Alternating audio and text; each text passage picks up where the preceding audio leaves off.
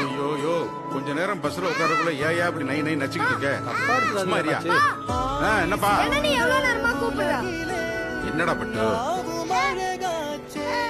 எத்தனை தடவைடா கேப்ப? இப்ப கிளம்பிடும்பா.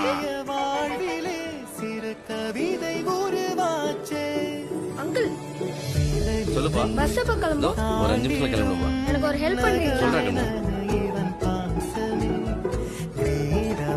ஜனனி பஸ் கம்பிய பிடிச்சு நல்லா தள்ளு.